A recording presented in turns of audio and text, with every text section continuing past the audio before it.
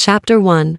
The girl who should have died at midnight. Rain had been falling for 3 days without apology. Mara Voss had stopped noticing it somewhere around the second night, when the grief had settled into her bones like something permanent, not a wound anymore, but a new architecture. The kind of sadness that doesn't announce itself with tears. The kind that simply becomes you, quietly, while you're busy surviving. She pulled her coat tighter against the wet and walked faster through the narrow throat of the Aldenmere alley, her boots finding every puddle with unerring precision. The city was old here, cobblestoned and crooked, the buildings leaning toward each other overhead like conspirators exchanging secrets. Gas-style lanterns flickered at uneven intervals, casting amber pools that the dark between them swallowed whole. It was past midnight. She knew better. She'd known better for 26 years, and knowing better had never once saved her from herself. The letter in her coat pocket felt heavier than paper had a right to. 3 sentences from her sister.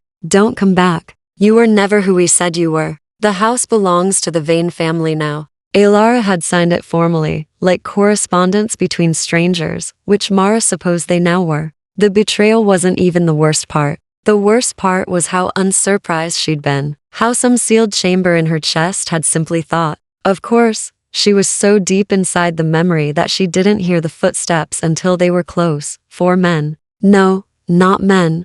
They moved wrong. Too fluid, too precisely quiet, despite the rain-slicked stones beneath their feet. They wore dark clothing with a single mark she recognized from the warning pamphlets that the Aldenmere Historical Society pretended were fictional, a silver crescent bisected by a blade. The sigil of House Morvane. Mara's heart became a fist. She had stumbled into a tithe collection. She understood this the way prey understands a trap. Immediately, fully, and too late. House Morvane collected blood debts from the mortal quarter on the last Thursday of every month. She had lost track of Thursdays. She had lost track of a great many things. You're past the safe boundary, girl, the nearest one said. His voice was pleasantly modulated, his face ordinary enough that it made her more afraid, not less. Monsters with unremarkable faces were the worst kind. The warden mark on your street doesn't extend here, which means you're unregistered, which means she's mine. The voice came from above. Mara looked up. He stood on the narrow iron balcony 3 floors above the alley's mouth, one hand resting on the railing with the casual authority of a man who had never once in his life needed to prove he belonged somewhere. The lamplight caught only pieces of him, a jaw like something carved from pale stone, dark clothing that absorbed the rain rather than reflecting it, eyes that even at this distance held a quality she could only describe as ancient. Not old, ancient. The difference mattered. He dropped, not climbed down, not descended. Dropped 4 stories without apparent concern and landed in a low crouch between Mara and the Morvane collectors with a sound like a period at the end of a sentence. He straightened slowly, and the collectors took one collective step backward. Just one. But they took it. Lord Casimir. The spokesman's pleasant voice had acquired an edge. The girl bears no house mark. She belongs to no bloodline under the Accords. She is mine, he said again. Quieter this time. More dangerous for the quiet. Registered under the Knightward seal of House Dravenmore. 7th right of private claim. Check your Accord copies if you require verification. I'll wait. Silence. Rain. The particular pressurized silence of a situation balanced on a knife point. Then the collectors withdrew. No argument. No posturing. They simply dissolved back into the dark as if they'd never been, which told Mara more about the man standing in front of her than any introduction could have. She should have run. She stood, perfectly still, instead, her heart hammering its stupid biological panic against her ribs, and looked at him, up close. He was not what she expected, and she couldn't have explained why. He was tall, lean in the way of things that don't require food to maintain themselves. His face held a particular kind of beauty that felt like a warning, symmetrical and severe, with shadows under his cheekbones and an expression of such controlled blankness that she understood immediately it was a mask, not coldness, discipline. There was a difference between a man who felt nothing and a man who had learned to contain everything, and she had lived long enough among liars to recognize the latter. He looked at her, and something moved across his face so quickly she nearly missed it. Almost like recognition, almost like pain. Then it was gone. You should not be in this quarter, he said. I'm aware. Her voice, to its credit, didn't shake. Thank you. For this she gestured vaguely at the space where the collectors had been. The lie. It wasn't a lie. He turned slightly, scanning the alley mouth with eyes that processed the dark in ways hers couldn't. As of 30 seconds ago, you are registered under House Dravenmore's protective seal. A temporary measure. It expires at dawn. A pause. Don't be in this quarter at dawn. He turned to go. Why? The word left her before she could stop it. He stopped. Didn't turn back. Because at dawn, he said quietly, I will no longer be in a position to inconvenience myself for you. He stepped into the dark between two lanterns, and simply was no longer there. Mara stood alone in the rain, the letter from her sister still heavy in her pocket, her heart doing something complicated and involuntary in her chest. She didn't know his name yet. She didn't know what he was not fully. Not the lore and the rules and the terrible weight of what it meant to be what he was. She didn't know he'd been sent to this quarter tonight for one specific purpose. She didn't know the name written on the order. Folded inside his coat pocket was hers. Chapter 2. The house that shouldn't have let her in. Mara did not go home. This was partly because the Morvain collectors had last been seen retreating in the direction of her street, and partly because the temporary seal Lord Casimir had placed on her name, whatever that meant in the architecture of vampire law, felt like the only solid thing she had to stand on. Thin shelter. But shelter nonetheless. She walked instead. Aldenmiri at this hour was a city wearing two faces simultaneously. The mortal quarter shuddered and locked itself into careful darkness after the 11th bell. Windows curtained, doors bolted with iron rather than wood. Everyone here knew iron slowed them, even if it didn't stop them. But the deeper you went toward the old Dravenmore territories, the more the city changed. The buildings grew older and taller and somehow more awake, gargoyles carved into their cornices with expressions too specific to be merely decorative. The street lamps here burned blue-white rather than amber. The cobblestones were black. She had crossed the boundary without meaning to. A hand closed around her arm,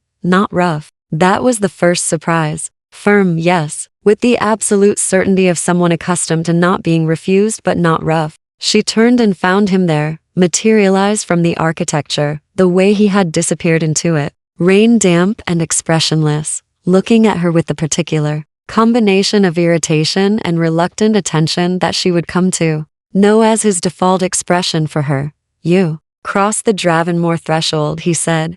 I didn't notice. That is evident. He released her arm immediately, as though he'd only just registered the contact. No unregistered mortal crosses this threshold without consequence. The wards read you and sent an alert. He paused. To me, you're the lord of this house. It wasn't a question. The way the city had changed around the edge of his territory, the attentiveness of it, the specificity answered that clearly enough. Lord Casimir Dravenmore, he said, though the title is increasingly ceremonial. Come where? He was already walking. She followed, because the alternative was standing alone in a vampire lord's territory at 1 a.m. with a Morvain seal on her back and nowhere else to be. The house, she would not call it a castle, though it had the bones of one, stood at the end of a street that the rest of the city seemed to lean away from. 4 stories of dark stone, tall windows burning with interior candlelight that made them look less like windows and more like eyes.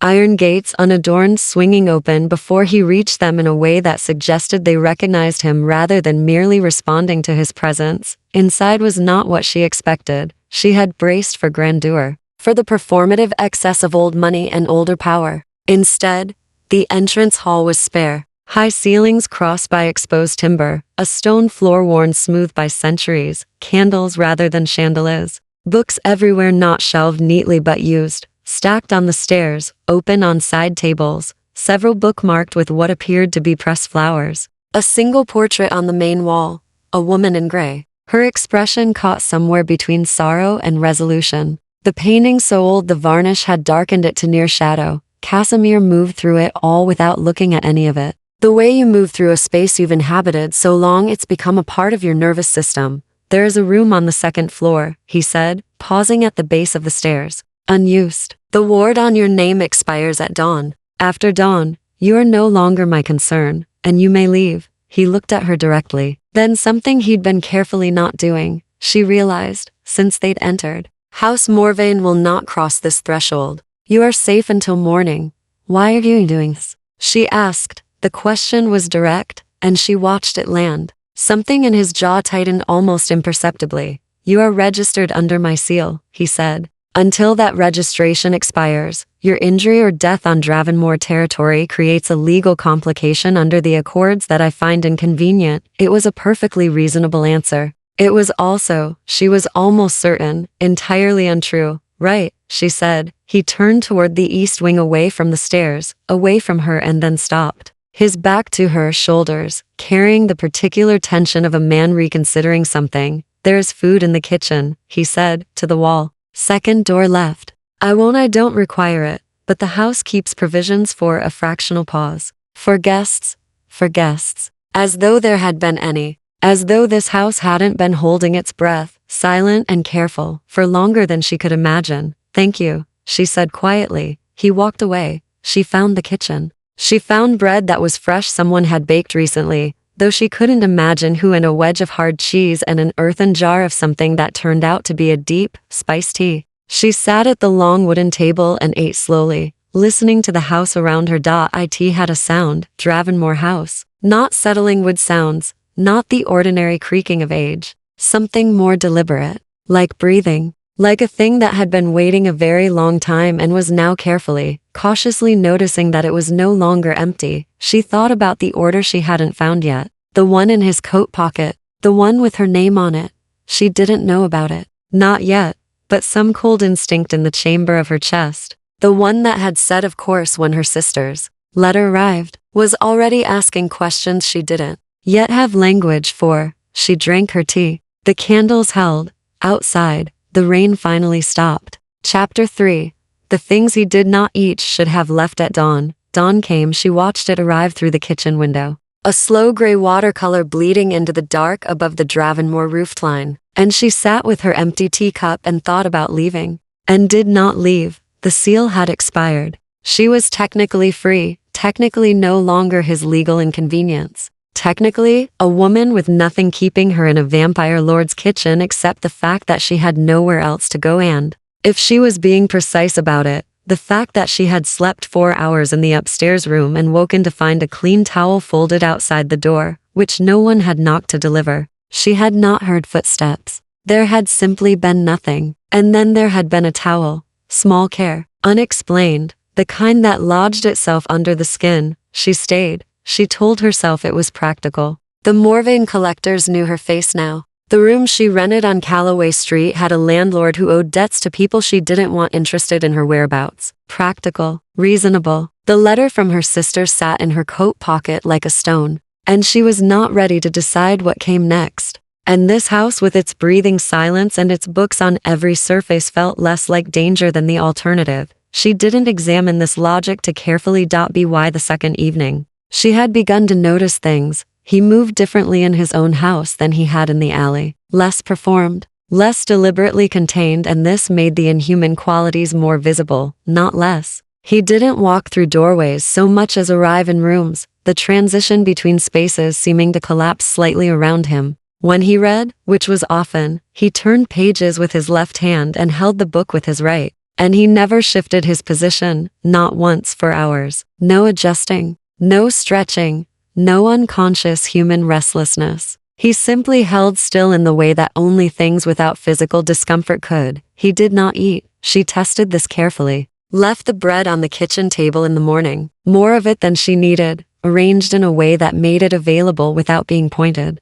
It was untouched by evening. She made tea, offered him a cup with the deliberate casualness of someone pretending they weren't conducting an experiment. He accepted it, held the cup. Set it down still. Full 30 minutes later, without having brought it to his lips once, on the third morning, she found him standing at the tall window at the end of the eastern corridor, looking out at the pre-dawn street below. Not moving, not reading, just watching the dark recede, with an expression on his face so stripped of its usual discipline that she stopped in the corridor doorway and simply looked. He was grieving something. She didn't know what. She didn't know him nearly well enough to know what. But grief had been her native country for long enough that she recognized its landscape on another face. The particular quality of stillness that wasn't peace. The eyes focused somewhere not quite in this world. He became aware of her, his expression closed. Not harshly, not like a man caught in embarrassment, but like a man who had learned long ago that being seen was a liability he couldn't afford. The mask settled back into place, composed. Cool, slightly distant. You didn't leave, he said.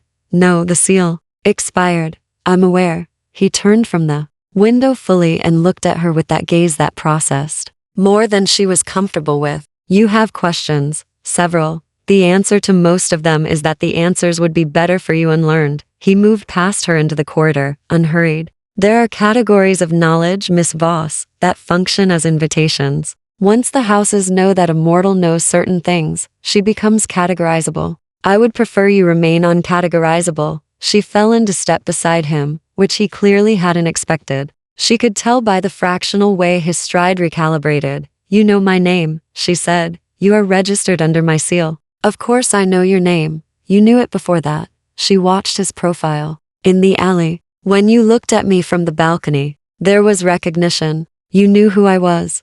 Long pause. The corridor around them held its breath. You are observant, he said finally. Not confirmation. Not denial. A third thing. What are you not telling me? He stopped walking. They were in the main hall now. The portrait of the gray woman watching from the wall with her expression of sorrow and resolution. He looked at it rather than at Mara, and she had the sudden conviction that this was intentional, that looking at the painting was easier than looking at her. I am not telling you a great many things, he said quietly. Most of them for your protection. Some of them, another pause, the kind with weight. Some of them, because I am not yet certain how to say them without consequence. That's not nothing, she said. He looked at her then. Directly, fully, without the careful partialness he'd been deploying. Something in the quality of his ancient eyes shifted just slightly, and she felt it like a change in barometric pressure. The held breath moment before weather arrives. No, he agreed. It's not nothing. Then I'll stay, she said. Until you figure out how. She left him in the hall with the portrait, and went to make tea. She was increasingly certain she would drink alone. Behind her, she heard him exhale slowly, carefully, like a man releasing something he had been holding for a very long time. She did not turn around, but she noted it, filed it in the chamber of her chest, beside the towel outside the door, and the bread untouched on the table, and the grief she'd seen briefly, undisguised, on his face at the pre-dawn window, evidence of something she didn't have a name for yet. Chapter 4. The weight of what we do not say. It began with the books. On the fourth day, Mara had exhausted the kitchen and the eastern corridor and the careful geography of not asking too much. And so she drifted into the library, a room she had been avoiding the way you avoid a thing that feels too close to what you need. Floor-to-ceiling shelves on every wall, a rolling ladder on a brass rail, 2 deep chairs facing a fireplace that lit itself when she entered, which she was choosing to find practical rather than unsettling. She pulled a book from the nearest shelf without looking at the title. Sat.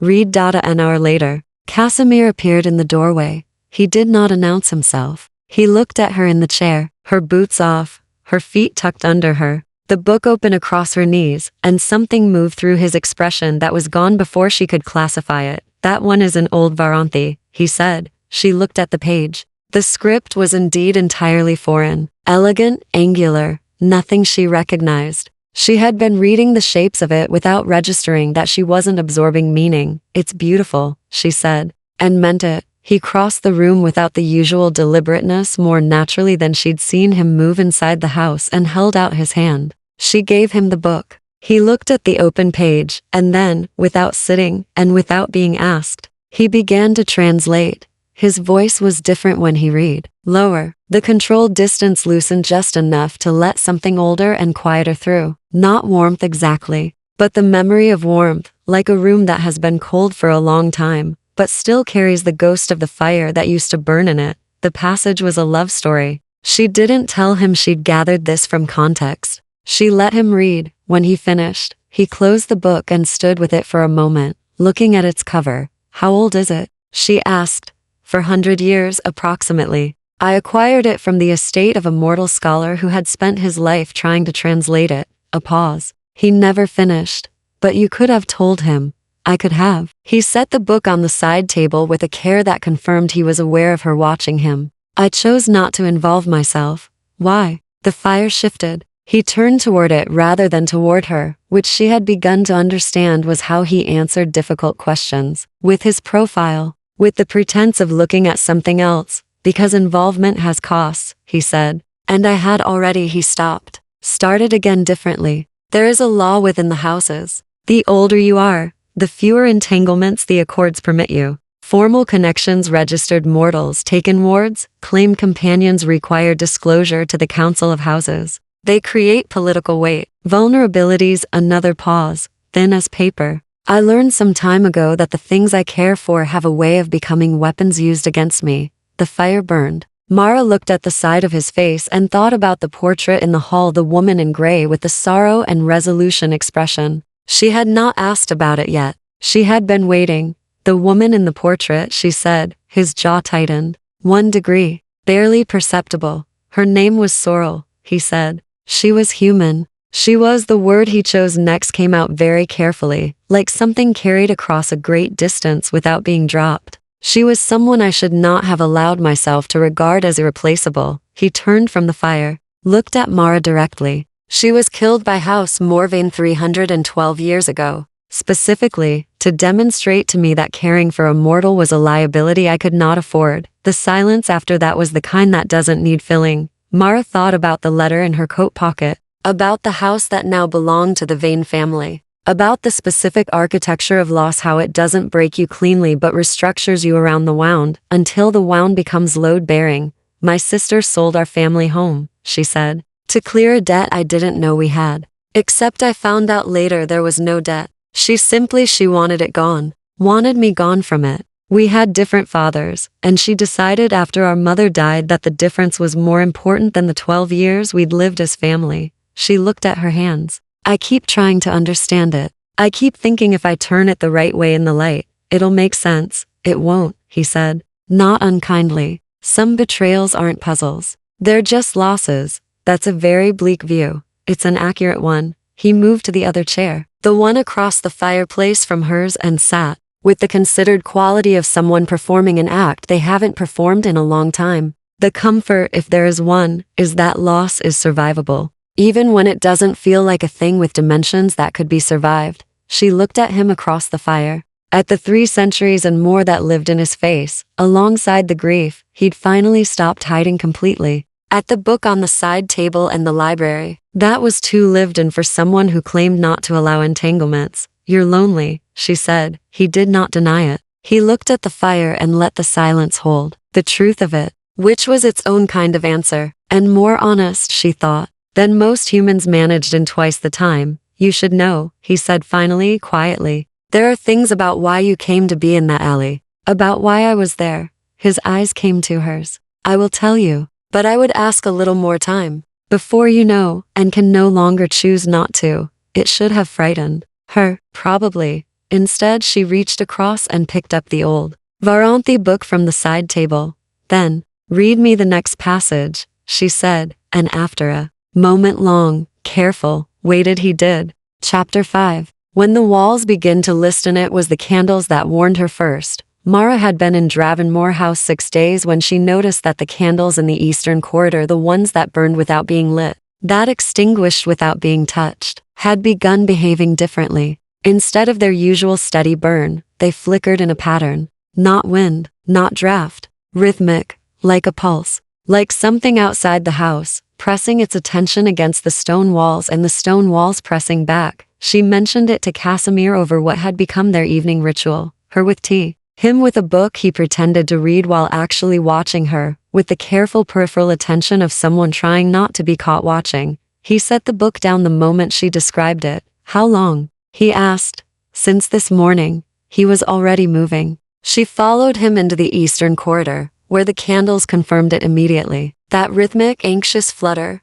12 flames all breathing the same wrong breath. He pressed one hand flat against the outer wall, and she watched his eyes change, the dark irises expanding slightly, the way a pupil dilates in low light, except this was something else entirely. Something that processed information she had no sensory vocabulary for. When he withdrew his hand, his expression had reorganized itself into something she hadn't seen before. Not the composed blankness, not the careful distance. Something older and colder and more dangerous. How many? She asked. He looked at her sideways. You understood what I was doing. You were reading them through the wall. She crossed her arms against the sudden chill. How many, Casimir? The name landed between them. She had not used it before. Always Lord Dravenmore or simply nothing, and she watched it register in the slight recalibration of his posture. 7, he said. Morvain bound, positioned at the 3 outer approaches. A pause. They've been there since nightfall, waiting. For what? For me to move you. He turned from the wall. Fully? House Morvain operates under a specific tactical law called the Patience Clause. They cannot breach a seated house's threshold without a council warrant. But if the protected party steps outside or if the seated lord escorts them into open territory, the clause dissolves. They've been watching my pattern for 6 days, learning when you'd try to relocate me. Yes, she thought about this. Thought about the 7 figures standing in the dark beyond the walls, with that silver crescent sigil and their 2 fluid movements and their pleasantly modulated voices. Thought about the collectors in the alley, the way they had retreated from his name alone, and how that one fact had made her feel briefly, dangerously safe. Why do they want me? She asked. Specifically. The corridor held its breath. The candles guttered. Mara. He said her name the way he'd said Sorrel's name, with that extreme care, as though the syllables were fragile. I told you I would need more time before we have 7 of them at the walls, and you want more time. He looked at her for a long moment. Then he exhaled that slow, deliberate exhalation she'd catalogued and turned toward the stairs. Come, he said. There are things you need to understand about the Accords. The room he brought her to was not the library. It was lower, deeper in the house. Access through a door she'd taken for a closet, a study, severe and map-covered, with a table bearing a representation of Alden Miri that showed districts and markings no city map she'd ever seen included. Dravenmore territory was marked in deep blue, Morvain in silver black. Between them, like contested ground on a battlefield, were streets and blocks labeled with smaller sigils she didn't have the vocabulary for. There are 7 houses in Alden Miri, he said, moving to the map with the ease of someone who had stood at it for decades. Each controls a quarter of the city and a portion of the mortal population registered beneath its protection. The Accords, written 900 years ago, amended 40 times, govern feeding rights, territorial limits, mortal registration, and inter-house conflict. Feeding rights, she said carefully. Consent bound, he said immediately, meeting her eyes. That is not a Dravenmore custom, it is an Accord law. Any mortal who has not formally offered and registered their consent cannot be fed from. The penalty is exile. In practice, something darkened in his expression. In practice, Morvain interprets consent more loosely than I find acceptable. The unspoken weight of that sat in the room. Morvain is moving against Dravenmore, he continued. Has been for 2 years. Territorial erosion, small increments, technically within Accord limits, designed to reduce my registered mortal population and thereby reduce my political weight on the council. His finger moved to a specific block on the map.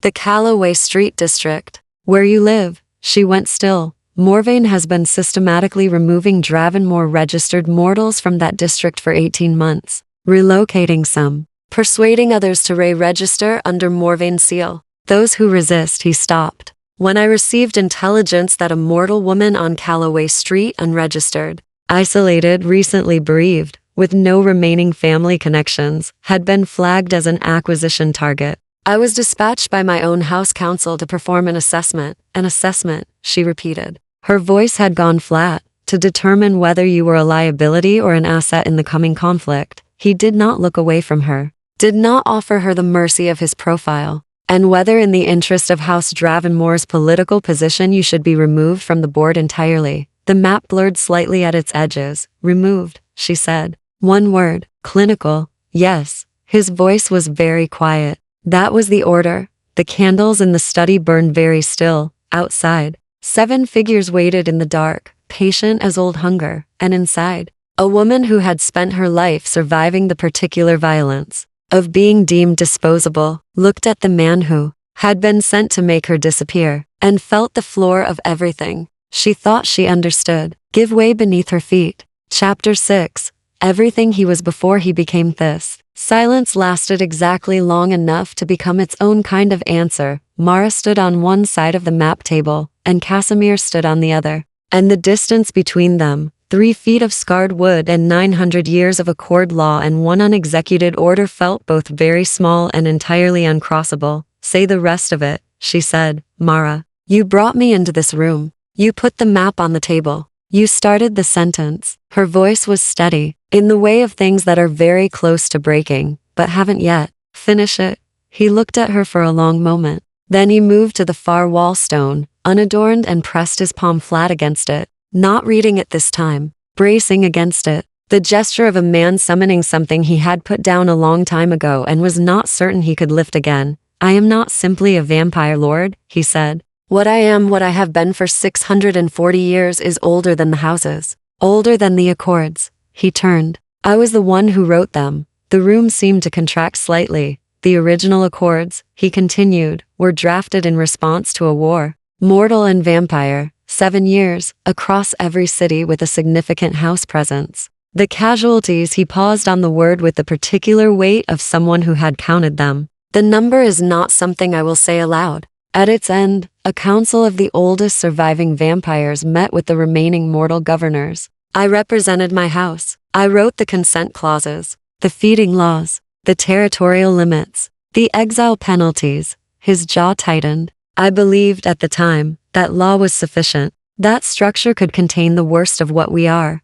And Sorrel? Mara asked. The name landed like a stone into still water. Sorrel was 40 years after the accords, he said. She was a mortal historian, documenting the war's aftermath. We met because she came to Dravenmore House to request access to the records I kept. Something in his voice changed, not softened exactly, but became more textured, the way old wood looks when you strip its varnish. She was not afraid of me, not because she was uninformed she knew precisely what I was, but because she had decided consciously and deliberately that her work mattered more than her fear. I found that. He searched for the word carefully. Remarkable. What happened to her? Morvain, he said simply. The same family that stands outside these walls tonight. They discovered she was significant to me. They took her, and they sent me a message. Revise the consent clauses in their favor. Grant them expanded feeding rights in 3 additional districts. Or they would demonstrate to me that mortal attachment was a vulnerability I could not legislate away. A pause so thin it was nearly nothing.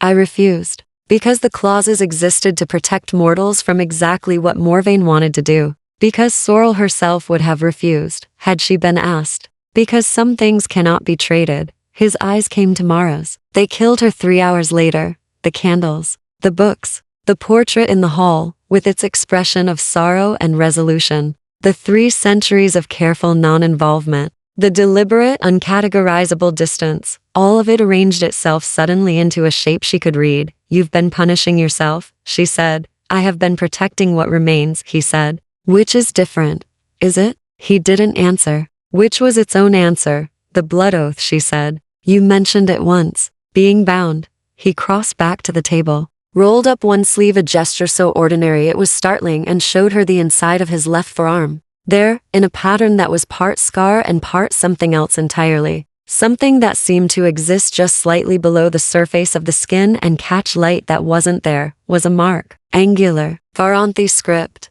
She realized the same language as the book. Every vampire of the founding houses carries a binding oath, he said. Sworn, at the moment of the accord signing. We cannot act to destroy the accords from within. We cannot order the mass harm of registered mortals. We cannot move against another house without council sanction. A pause. And we cannot execute an order that we have formally registered as carrying personal conflict of interest. You registered the conflict, she said slowly, with your own counsel. That's why the order was not carried out, he confirmed. Yes, because when I read the intelligence file, your name, your address, the assessment of you as isolated and disposable, I felt. He stopped. Started again. I recognized the description, not you specifically, but the circumstance. A person judged expendable by those with more power. A person whose removal was discussed in political terms, as though she were a piece to be cleared from a board. His voice dropped to something very quiet.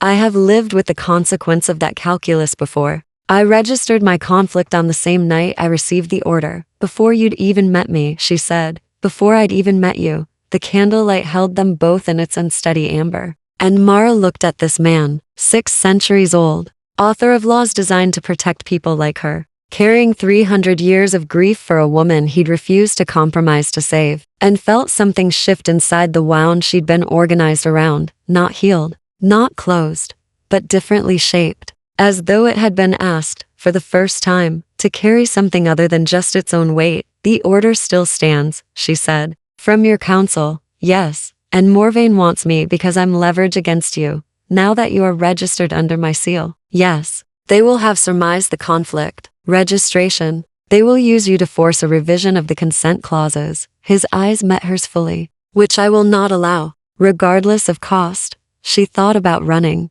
She examined it honestly. The shape of the choice.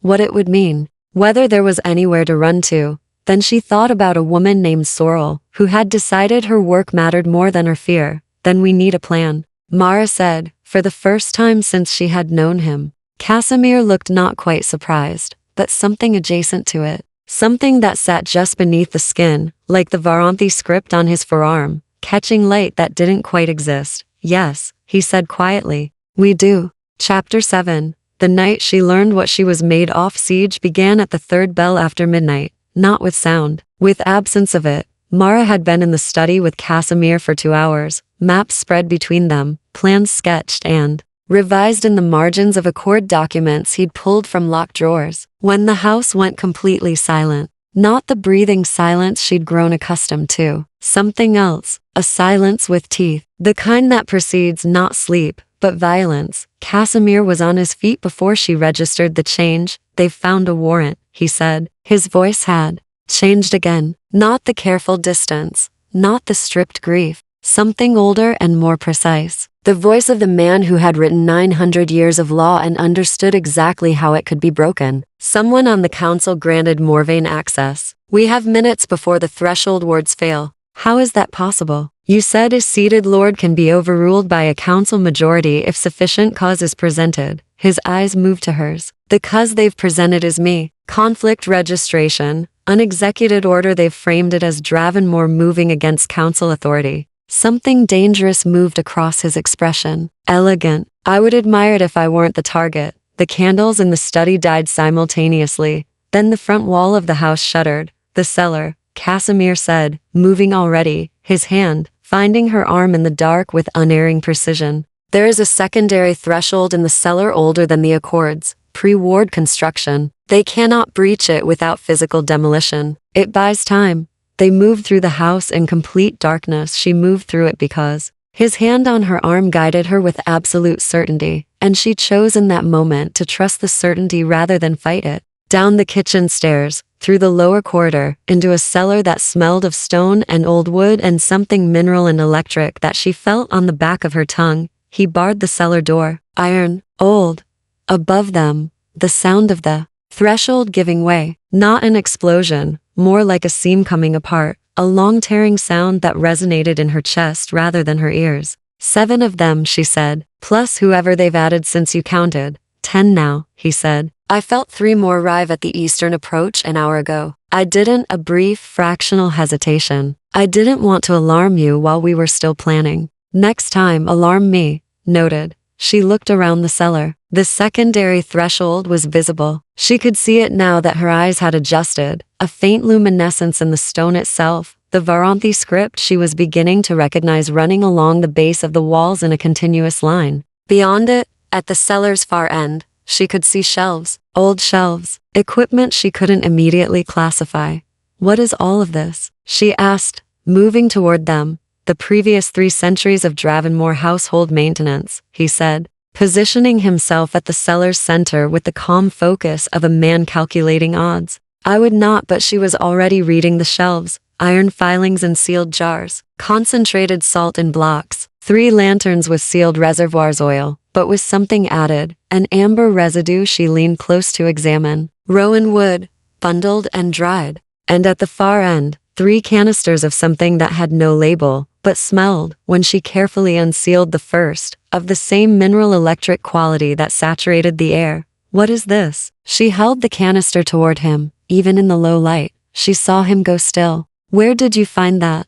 Shelf. Far end. What is it? It's distilled threshold essence, he said. Concentrated ward material, the same substance that makes a house threshold impassable. In liquid form, he paused. It's extraordinarily destabilizing to a vampire's sensory system. Temporary, but complete. Disorientation, loss of spatial awareness, inability to feed or use enhanced speed. He looked at her directly. Mara, that is not a defensive measure. That is an offensive weapon. I know, she said. She was already looking at the lanterns. Above them, footsteps, more than 10, moving through Dravenmore House with the particular unhurried confidence of an overwhelming force. She worked quickly. She had spent 3 years after her mother's death keeping their family home from falling apart with no budget and no help. And she had learned in those 3 years that ingenuity was simply desperation given a direction. She unsealed the lanterns, checked the reservoirs. The oil was pressurized. A pump mechanism,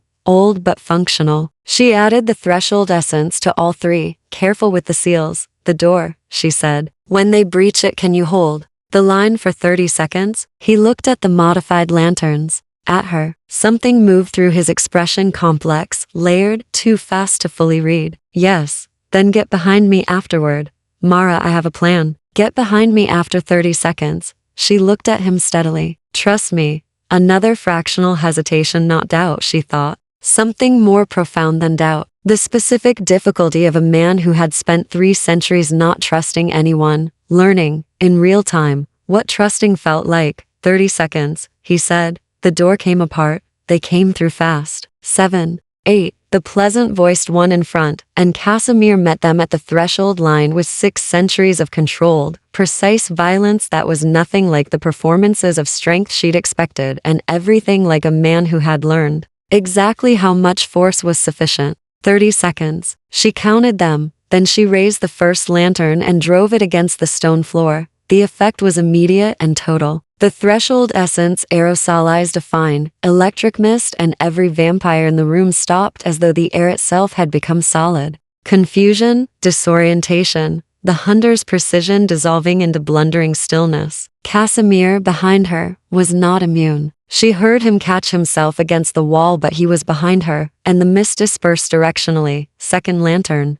She drove it toward the stairs. Third at the door. The Morvain vampires retreated. Not fled. Retreated, which was more controlled and therefore more frightening, but they were out of the cellar, out of the lower floor, and she could hear them regrouping above with the frustrated sounds of a force that had been effectively embarrassed. Silence reasserted itself. Casimir straightened from the wall. He looked at her, at the empty lanterns, at the mist still settling, with that expression that had no precedent in the vocabulary of looks he'd given her before. You could have warned me about the disorientation, he said. You would have tried to talk me out of it. Yes. A pause. I would have been wrong. She became aware, suddenly, that she was shaking. Not from fear but from the aftermath of it, the adrenaline finding its edges. He crossed the distance between them into steps, and did something she didn't expect. He placed both hands on her shoulders, steadying, grounding, with a gentleness entirely disproportionate to the 6 centuries of controlled violence she'd just watched him deploy.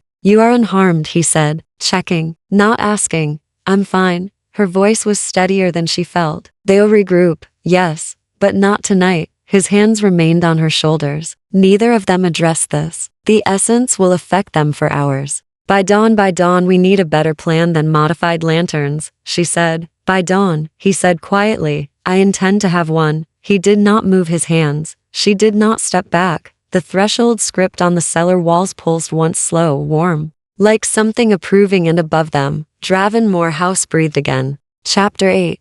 The distance between 2 people in the same room. Dawn came gray and exhausted. Like something that had been traveling too long, Mara sat on the kitchen floor with her back against the cabinet and her knees drawn up, and watched the light arrive through the window in slow increments. She had not slept. She suspected she would not sleep for some time. The shaking had stopped somewhere around the 2nd hour, replaced by a peculiar clarity, the specific lucidity of a person who has burned through every available resource and arrived at the other side of fear into something quieter and more permanent. Casimir had spent the hours before dawn moving through the house in a systematic pattern. She recognized as assessment, checking every room, every wall, every threshold, marking with that palm-flat method of his. cataloging damage and stability with the thoroughness of a man who had rebuilt things before and knew exactly what questions to ask of a structure under stress. He had not spoken. She had not asked him to dot a T. Some point he had appeared in the kitchen doorway, looked at her on the floor, and set a blanket beside her without a word, before returning to his assessment. She had pulled it around her shoulders and thought about what it meant that she'd found this more comforting than most conversations she'd had in the past year. Now, in the gray dawn, the house was still. He appeared in the doorway again and looked at her with an expression she couldn't read. Layered, complicated, several things operating simultaneously beneath the surface. They've withdrawn to the outer boundary, he said. The essence disorientation will last through midday. We have a window.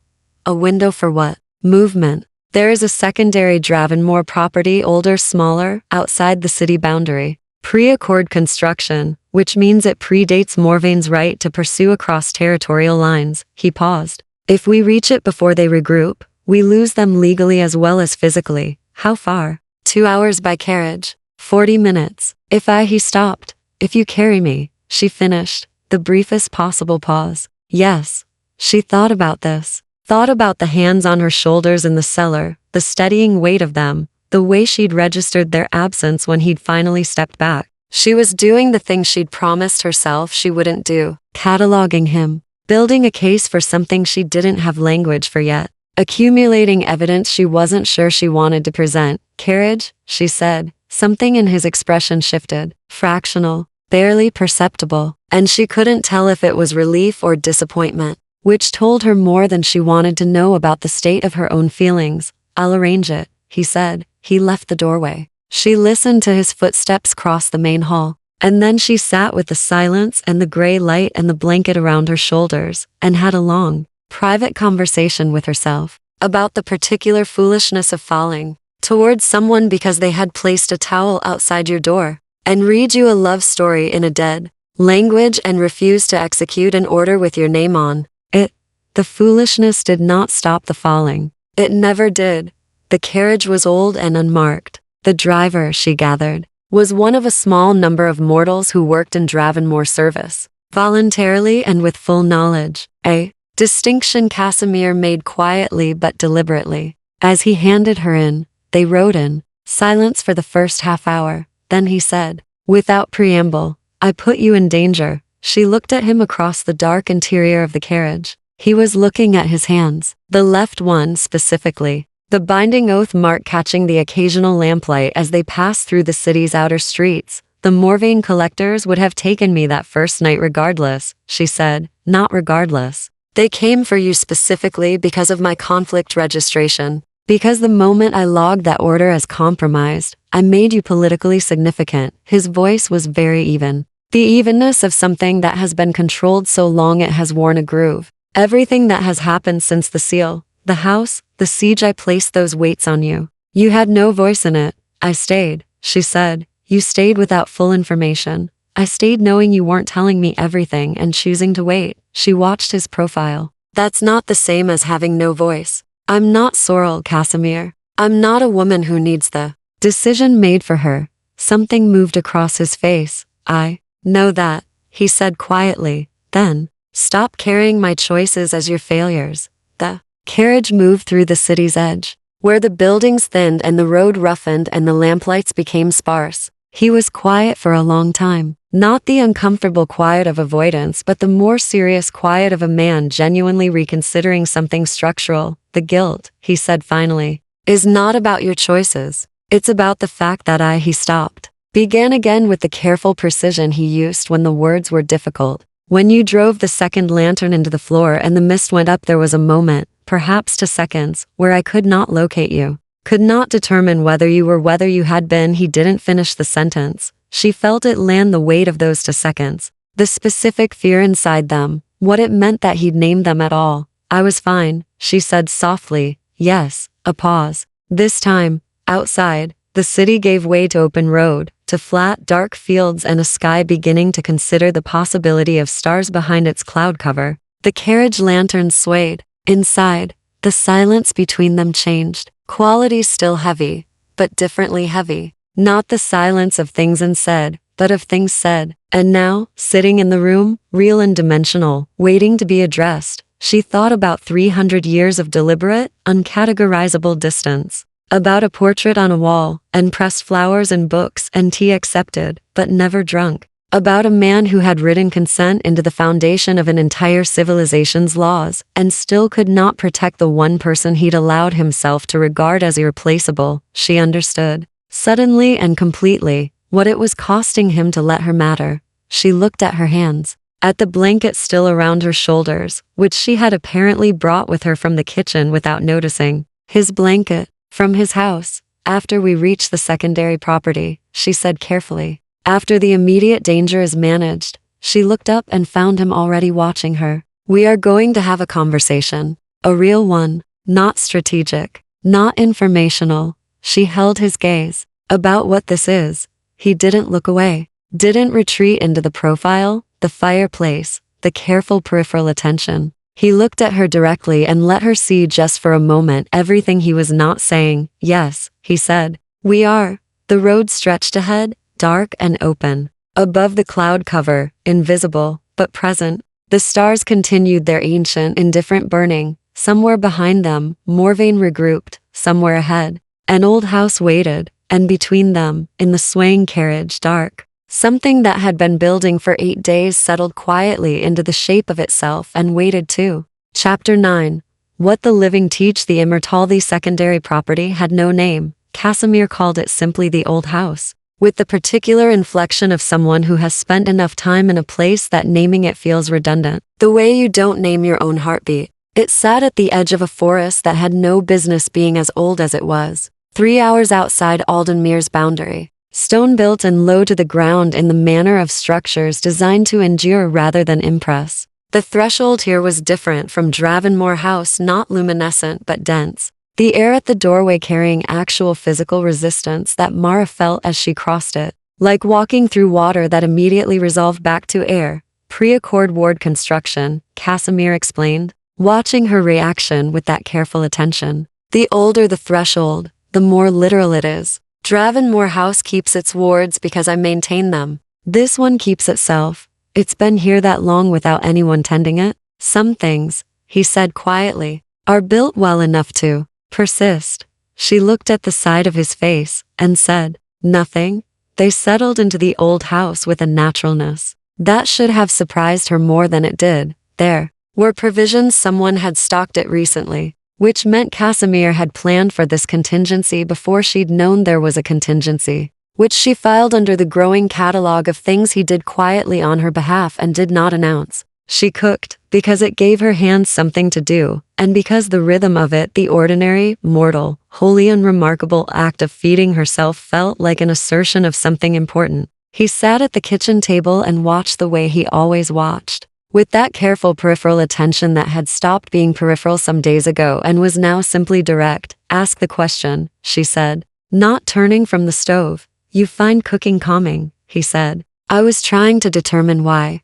Repetition. Clear causality. You do the steps, you get the result. She stirred. Life doesn't work that way very often. No, he agreed. It doesn't. She brought her bowl to the table and sat across from him. And he opened the old Varanthi book. He'd brought it, which she'd noticed and not commented on. And they fell into the pattern that had evolved in Dravenmore House. Her eating, him reading. The comfortable silence of two people who have stopped needing to fill space with sound. Then she said, teach me the accords. He looked up. Properly, she said. Not the strategic summary. The actual law. If I'm going to be in this world, if Morvain has categorized me as a political piece, I want to understand the board I'm apparently playing on. Something in his expression did the thing she'd learned to watch for that brief unguarding. The moment before the discipline reasserted itself, where she could see what he actually felt rather than what he'd decided to present. Most mortals find the accords impenetrable, he said. Most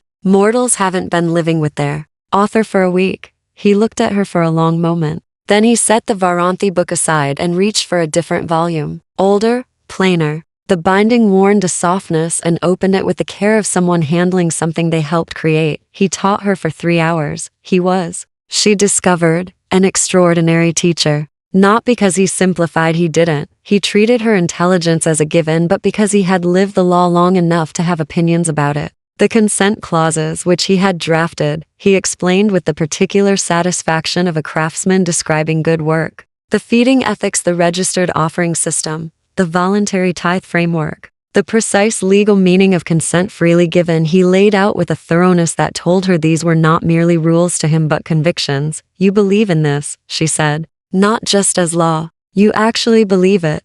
Vampires are not by nature inclined toward restraint, he said. We are predators. The accords exist because some of us, not all, not even most, but enough, decided that being a predator did not preclude being something more. He paused. I have watched the consent clauses protect mortals for 9 centuries. I have also watched houses like Morvain treat them as obstacles. Every generation the argument has to be made again. You're tired of making it, she said. I am tired, he said, simply, of being the only one making it. She thought about that. Thought about the council that had granted Morvain a warrant, about the 6 centuries he had spent being the difficult voice in the room, the one insisting on the harder standard, watching peers and enemies alike treat his convictions as inconvenient idealism. You're not alone in it anymore, she said. For whatever that's worth. He looked at her across the old kitchen table, with the old book between them, and the pre-accord threshold holding the dark outside at bay. And something in his face did, something she hadn't seen before.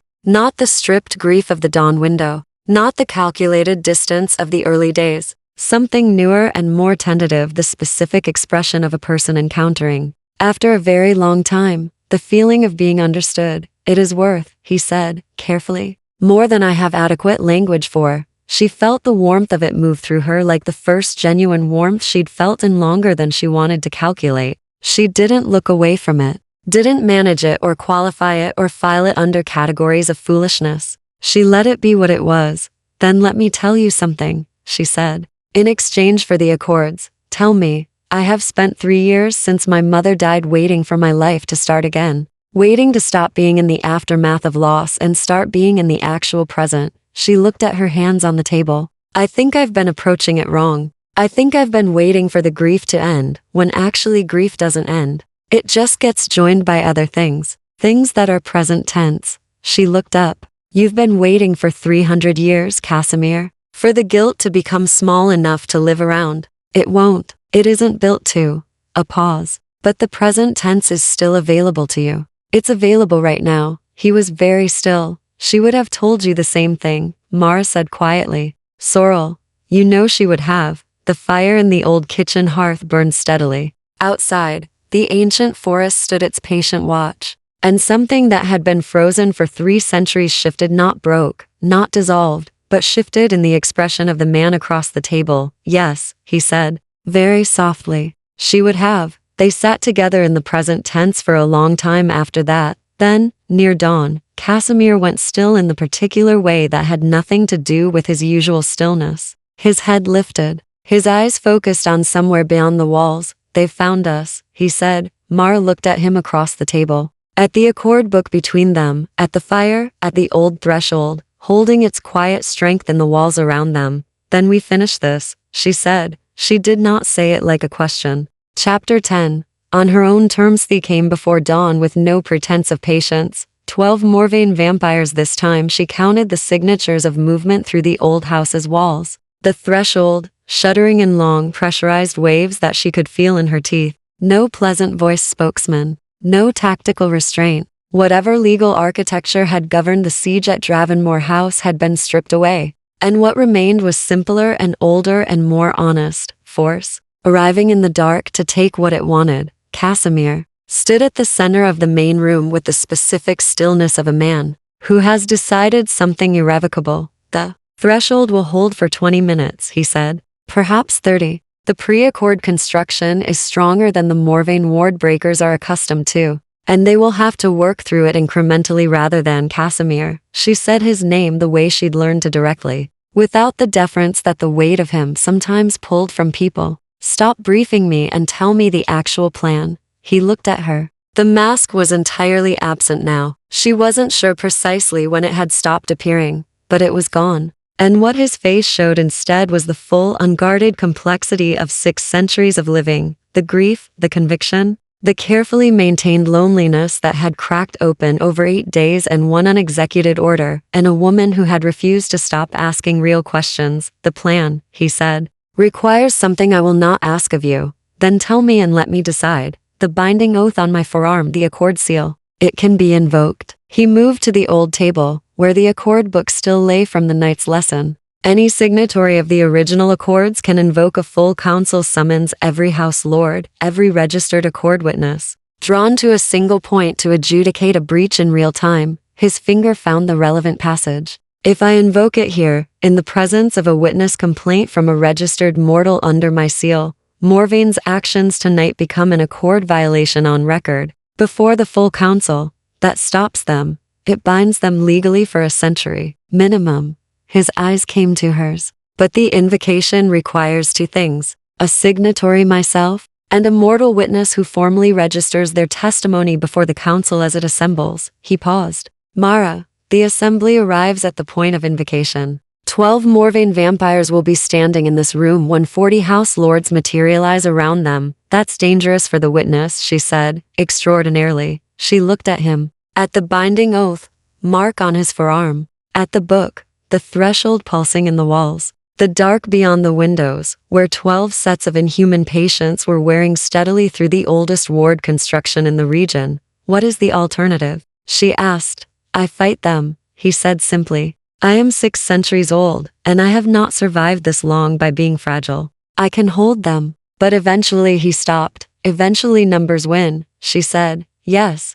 She thought about a mortal historian named Sorrel who had decided her work mattered more than her fear. She thought about 3 years of waiting for her life to begin again. She thought about the present tense being available, right now, in this room, in this moment. That was hers to choose. Show me where to stand, she said. He looked at her for a very long time, not calculating, not assessing, simply looking, the way you look at something you want to remember exactly. The center of the room, he said quietly. Beside me. She walked to the center of the room and stood beside him. He pressed his palm to the binding oath mark on his forearm and spoke in Old Varanthi, not the gentle translated cadences of fireside reading, but something older and more resonant. The language in its invocational form, each word landing in the air with physical weight. The script on his arm blazed not light exactly, but the visible form of something that had been waiting 9 centuries for exactly this use. The threshold shattered. Simultaneously, Morvain poured through every entrance at once. Windows, door, the old cellar passage, and Mara had perhaps 3 seconds to register the pleasant-voiced spokesman at the front, his expression carrying the triumphant certainty of a man who believes he has already won. Before the room filled with something else entirely, the council arrived the way weather arrives, not from a specific direction but from everywhere at once. 40 presences, ancient and enormous, materializing in the spaces between one breath and the next.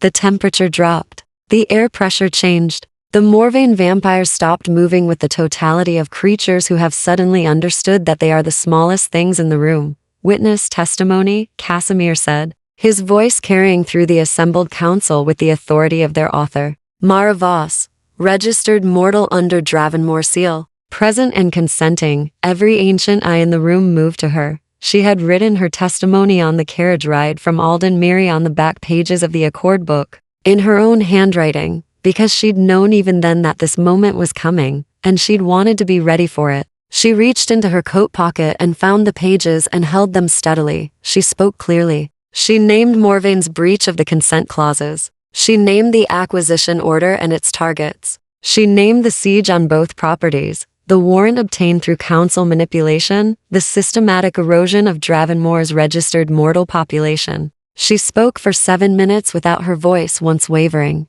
Because she was a woman who had survived betrayal and grief and a vampire lord's siege and 3 sleepless nights. And her voice had decided accordingly. When she finished, the silence was absolute. The pleasant-voiced spokesman opened his mouth. House Morvain, said the oldest-looking council member, a woman who made Casimir look young, which Mara found profoundly disorienting, will present itself to the full council at the next assembly. All territorial actions are suspended pending review. She looked at the spokesman with an expression that resolved the question of whether vampires could convey contempt. Remove yourselves. They removed themselves. The council departed as they'd arrived, everywhere at once, then nowhere. The old house breathed. The pre-accord threshold, breached but not destroyed, began its slow, ancient self-repair. Mara lowered the pages. Her hands were not shaking. She noted this with quiet satisfaction. Casimir stood beside her in the settling silence and looked at her with an expression she had a name for now. She'd been building toward naming it for days. Through the towel outside the door and the old Varanthi translation and the hands on her shoulders in the cellar and the 2 seconds of mist when he couldn't find her, and the long, present tense kitchen nights. She had all the evidence she needed. "There is something I need to say," he said. "Before you decide anything further, then say it. I can offer you the seal permanently. Full Dravenmore registration, political protection, house standing, legal status under the Accords." His voice was careful and very honest. "I can also offer you something outside the Accords entirely, which no house law governs and which I have not offered anything in 3 centuries. He paused. "I can offer you my company, my regard, without legal architecture around it, without possession or claim. Simply," he searched for the word, "simply with you. If that is something you want." She looked at him. "And the third option," she said. "The one you haven't offered." Something moved in his eyes. "Immortality," he said quietly. "It is possible. It is not reversible. And I will not offer it as anything other than a last choice. Not a solution. Not a rescue. A door. If you ever want to walk through it. On your terms, in your time, with full knowledge of what it costs." She thought about mortality. About the specific weight of being human. The grief. The loss. The gorgeous, terrible brevity of it. She thought about 3 years of waiting and 8 days of being more present than she'd managed in all 3 years combined. "The second option," she said. "Your company. Your regard. No possession, no claim." His expression did the thing it did, the brief unguarding, the warmth underneath the centuries, and the seal, she added. "Because I'm not foolish enough to walk around Alden Miriam registered anymore." "No," he agreed. "You are not foolish. I'm also not finished," she said. "I want to learn the Accords completely, not just as a witness. I want to understand the council, the houses, the full architecture." She held his gaze steadily. "Because if Morvain has been doing this to Dravenmore's mortal district, they've been doing it to others. And someone should be making that argument in the council room." He looked at her for a long, still moment. "Someone should," he said softly. Outside, the ancient forest stood its patient watch. The pre-accord threshold hummed its slow self-repair. The sky above the tree line was considering, with tentative gray watercolor brushstrokes, the possibility of dawn. Mara looked at the man beside her. The 6 centuries of grief and conviction and, carefully maintained, loneliness that had cracked open and not closed. Again, and felt the present tense settle around her like something she was choosing to inhabit, rather than survive. "Then let's go home," she said. He looked at her when she said home just briefly. "The way you look at something unexpected and true." "Yes," said Casimir Dravenmore, who had written consent into the foundation of a civilization and spent 3 centuries learning what it meant to need it for himself. "Let's